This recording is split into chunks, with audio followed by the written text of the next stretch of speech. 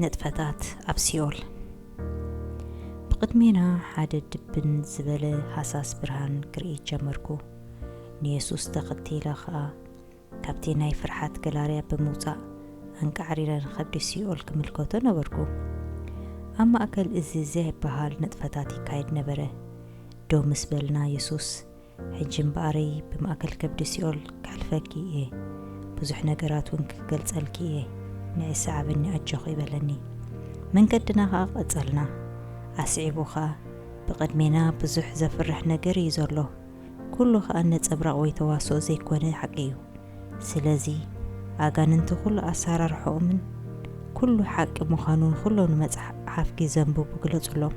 سيطان انقزات تسألماتن بحقي خمزلو نقريوم انتو خونه دقا ناباي تمليسوم أنا خاف كله حلوة من تحتي لهم قزي انت دليوم كاب كله من قدوم انت تمليسوم شعو أنا نمريتو من نفسو من كفوسوم يه كمتي من قست أملاخ حق زغنه لكعكم سيول حقيو مكزابير بزعبا سيول كتفلتو كاب وكاناك فكمن دليل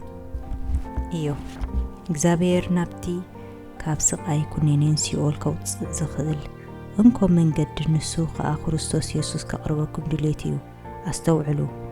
أتم أسماتم أب نايتي جنشل متحف هيوت تتحفت رأي يوم زدحنو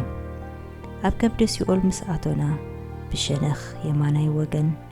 نايتي مأتوي بركخ زبالة نيشتو تسألمات كربا نبرت قويتاخا حدا جيزي مساقي زير لوخوخ مسل إيو أي تفرعي حدا اوان تزتأفأ نبسات كونه اتوم كفاءات منافسي أبزي مهلاهم أيفلتون إيوم كله أبزي ترئيون حق حجي زقبر زولو نقرن إيو كسعموت سيولن نابك ألاي حاون زدر ويغا قطل إيو بلني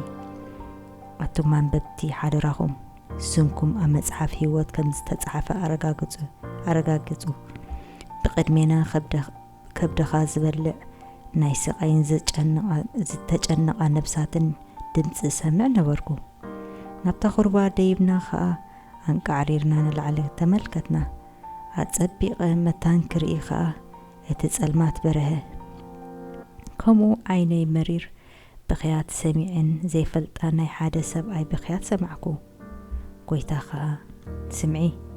زيت سمعيو ترئيون زلق حقيو بلني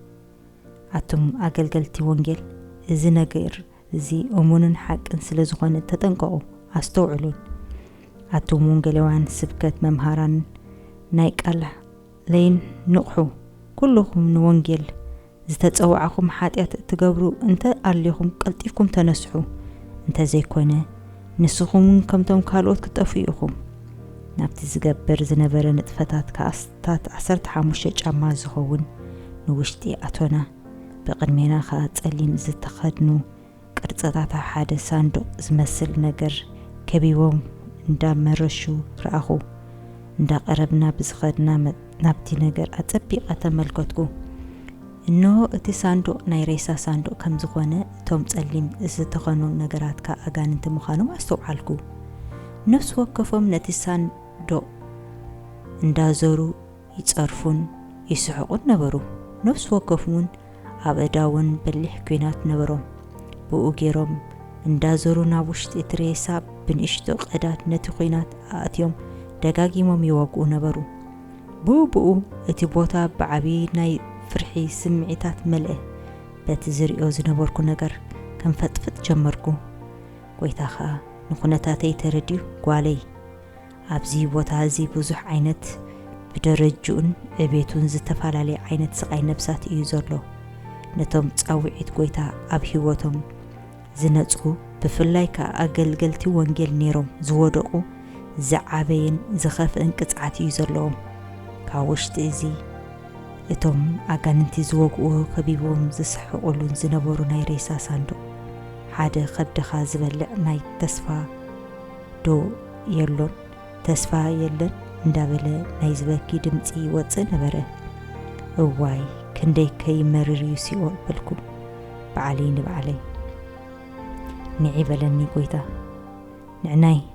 نابزي قصنا نقرب ድሕሪዚ ጎይታ ከይዱ ኣብ ልዕሊ ትሳንዱቕ ዶበለ ኣነ እውን ተኸተልኮ ከምቲ ጎይታ ቀዲሙ ዝነገረኒ እቶም ኣጋንንቲ ክርእዩና ዝኽእሉ ኣይመስለንን ኣይረኣዩናን ረሳሕ ጠቓ ዝመስል ነገር ውሽጢ እቲ ናይ ሬሳ ሳንዱቕ መሊኡ ነበረ ንሳ ነፍሲ እቲ ሰብ ነበረት እቶም ኣጋንንቲ በቲ በሊሕ ኩናት በቲ ንእሽቶ ቀዳድ እንዳሕለፉ ነቲ ነፍሲ ደጋጊሞም ይወግእዋ ነበሩ እቲ ዝረኣኽዎ ስቓይ ናይቲ ነፍሲ ብቓላት ክገልጾ እንተ ኣሸገርኒ ግና ኣይርስዖን እየ ናብ ጎይታ ቀሪበ ጎይታ በጃኻ ካብዚ ሳንዱቕ ኣውፅኣዩ ብምባል ተማሕፀንኮ እቲ ስቓይ ነፍሲ እቲ ሰብኣይ ብጣዕሚ ዘሰንብድን ክትሪኦ ዘሸግር ነበረ ምስ መረረኒ ንጎይታ ብኢዱ ስሒበ በጃኻ ኣውፅኣዩ እንዳበልኩ ለመንኮ ጎይታኻ ሰላም ንዓኺ ጓለይ ህድእ በሊ ጎይታ ክዛረብ ከሎ እቲ ኣብ ውሽጢ ሳንዱቕ ኮይኑ ዝሳቐ ዝነበረ ሰብኣይ ረኣየና ጎይታ በጃኻ ኣውፃኒ ምሕረት ግበረለይ ይወፅእ ሕደገኒ በሎ ናብቲ ሳንዱቕ ኣንቆልቂለ ጠመትኩ እኖ ከዓ ዘሰንብድን ትዕንትን ነበረ ኣብ ውሽጢ እቲ ነፍሲ ናይቲ ሰብ ልቢ ነበረት እታ ልቢ ብኩናት ስለ ዝተወግአት ብዙሕ ደም ካብኣ ይወፅእ ነበረ እቲ ምሽኽሻኽ ናይቲ ኩናት ከዓ ከም ስርዓት ደጋጊሙ ነታ ልቢ ወግኣ ነበረ ሕጂ ከገልግለካ እየ ጎይታ በጃኻ ይውፃእ ሕደገኒ በለ እቲ ሰብኣይ ኩሉ እቲ ናይ ኩናት መጓእቲ ይስምዖ ከም ዝነበረ ኣስተውዓልኩ ጎይታኻ እዚ ሰብ እዚ ሰይጣን ባዕሉ እዩ ኣብዚ ኣእትይዎ ባዕሉ ከዓ የሳቅዮ ስቃዩ ከዓ ለይትን መዓልትን ይበለኒ እቲ ሰብኣይ ከዓ ጎይታ ሕጂ ጥራይ ይውፃእ እምበር ወንጌል ሓቂ ክሰብኽ እየ ብዛዕባ ሓጢኣትን ሲኦልን ኣትሪረ ክነግር እየ በጃኻ ካብዚ ንምውፃእ ጥራይ ሓግዘኒ በለ ጎይታኻ እዚ ሰብኣይ እዚ ሰባኺ ቃል ኣምላኽ እዩ ነይሩ ንዓይ ዘገልግሉ ጊዜ ከዓ ነበሮ ብምሉእ ልቡ ከዓ ንህዝበይ ናብ ድሕነት መርሖም ገለ ካብቶም ንሱ ዘድሓኖም ማለት ዝመስከረሎም ክሳብ ሕጂ ብተኣማንነት የገልግሉኒ ኣለዉ ፍትወትን ስጋን ምዕሻው ሃብቲ ዝዓለምን እዚኣን ግና ናብ ስሕተት ኣብፅሖ ሰይጣን ኣብ ልዕሊኡ ክስልጥን ሓደጎ ዓባይ ቤተ ክርስቲያንን ጽብቕቲ መንኪናን ብዙሕ ኣታዊ ገንዘብ ከዓ ነበሮ ካብ ናይ ቤተ ክርስቲያን ሞባእ ከዓ ክሰርቕ ጀመረ ሓሶት ክምህርን ክዛረብን ከዓ ጀመረ እቲ ዝምህሮ ፍርቁ ሓሶት ፍርቁ ከዓ ሓቂ ኾነ ኣነ ክእርሞ እኳ እንተደለኹ ኣመሉ ክሓድጎ ኣይፈቐደን ልኡኻተይ ሰዲደ ከዓ ክንስሕ እቲ ቃል ሓቂ ክምህርን ኣጠንቀቅክዎ እንተኾነ ካብ ህይወት ኣምላኽሲ ነቲ ጊዜያዊ ሓጎስን ደላን ደኣ ኣፍቀረ ካብ ቃል ኣምላኽ ወፃኢ ዝኾነ ትምህርቲ ሓጢኣትን ነውርን ምዃኑ እንዳፈለጠ ጥምቀት መንፈስ ቅዱስ ዝበሃል ሓሶት እዩ ኢሉ ይምህርን ነቶም ብመንፈስ እተጠምቁ ከዓ ዕቡያት ይብሎም ነበረ ከምኡውን ሰኽራም ክትከውን ከይትንሳሕውን ንመንግስቲ ኣምላኽ ክትኣቱን ትኽእል ኢኻ ኢሉ ይምህር ነበረ እግዚኣብሔር ካብዚ ምሕር ሰናይን መሓርን ምዃኑ ዝተለዓለ ንዝኾነ ሰብ ናብ ሲኦል ክሰድድ ኣይኮነልን እዩ እንዳበለ ንብዙሓት ብሩኻት ሰባት ካብ ጸጋን ክጎድሉ ገበሮም ሕሉፍ ሓሊፎስ ንርእሱ ከም ኣምላኽ ገይሩ ይሪኣን ስለ ዝነበረ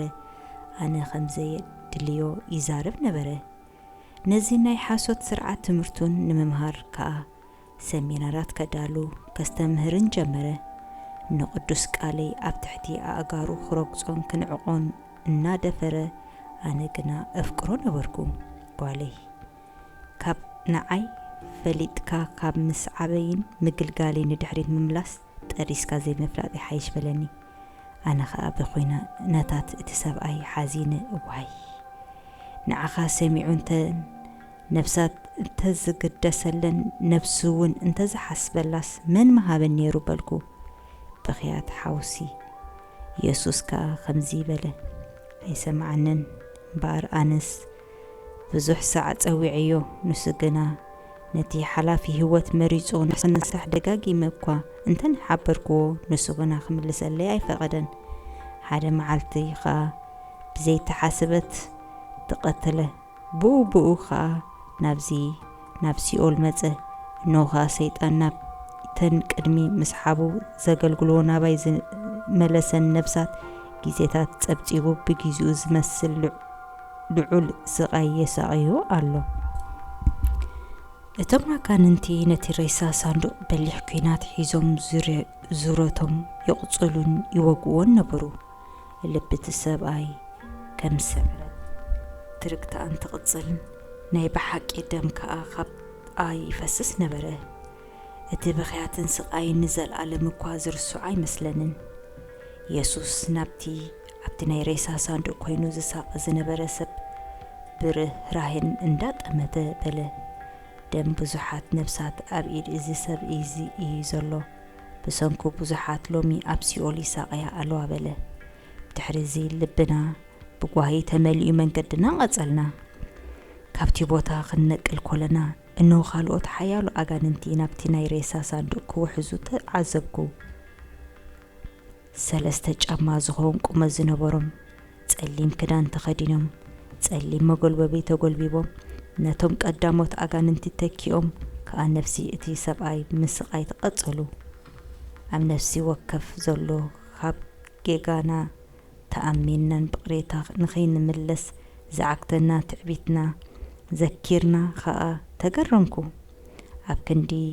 ብኣግኡ በደልና ተኣሚንና ንንስሓ ርእስና ንሕትሕት ከምዝንሕና ጥራይ ቁኑዓት ንርእስና ቆፂርና ክሳዕ ሞት ምትራርና ብጣዕሚ ዘሕስብን ሓደገኛን ዘሰንብድን እዩ። ነፍሲ ወከፍ ነብሱ ዘለኩም ኩልኩም ስምዑኒ፣ ኣይተዓሽዉ። ሲኦል ሓቂ እዩ። በጃኹም ናብቲ ቦታ እቲ ኣይትኺዱ። ድሕሪ እዚ ከዓ ጎይታ ሓንቲ ኣዝያ ዓባይ ሰዓት ኣርኣየኒ። ንገጽ ኩላ ዓለም ከዲና ከዓ ተንጠልጢላ ነበረት። እታ ሰዓት ቲክ እንዳበለት ክትሃርም ከላ ተመልከትኩ። እታ ኣመልካቲት ናይቲ ሰዓት ከዓ ኣብ ሰዓት 12 ተመልክት ነበረት። እቲ ናይ ደቂቕ ከዓ ኣብ ከባቢ ንሰዓት 12 ሰንሰለት ደቂቕ ጎደል ነበረ። ብህድኣትን ጥንቃቕን ከዓ ናብ ሙሉእ ሰዓት 12 ኣቢላ ትንቀሳቐስ ነበረት። እታ ናይ ደቂቕ ኣመልካቲት ናብቲ ምልእቲ ሰዓት ብዝቐረበትላ መጠን እቲ ቲክ ዝብል ድምፂ እንዳዓበየን እንዳጎልሐን ብምኻዱ ንምሙሉእታ ምድሪ ከዓ ጎልበባ። እግዚአብሔር ከዓ ተዛረበ። ድምፁ ከዓ ብዓውታ ዝንፋሕ መለኸት ከም ብዙሓት ማያት ነበረ። ከምዚ ድማ በለ፣ ስምዑ፣ እቲ መንፈስ ንማሕበራት ዝብለን ዘሎ ኣስተውዕሉ፣ ተዳለዉ። ኣብ ዘይሓሰብኩሙላ ጊዜ እመጽእ ኣለኹ። እታ ሰዓት ከተድምጽ ሰምዓ ኣለኹ። ሰዓት 12 ኮይኑ እዩ። እቲ መርዓዊ መርዓቱ ክወስዳ ይመጽእ ኣሎ ድማ በለ ደጊሙ። ሓወይ ሓፍተይ ንኻልኣይ ምጽኣት ጎይታ ኢየሱስ ተዳሊኹም ዶ ኣለኹ? ወይስ ከምቶም ጎይታ ሎምስ ኣይጥዕመንን ጽባሕ ክስዕበካ እየ ዝብል ኢኹም?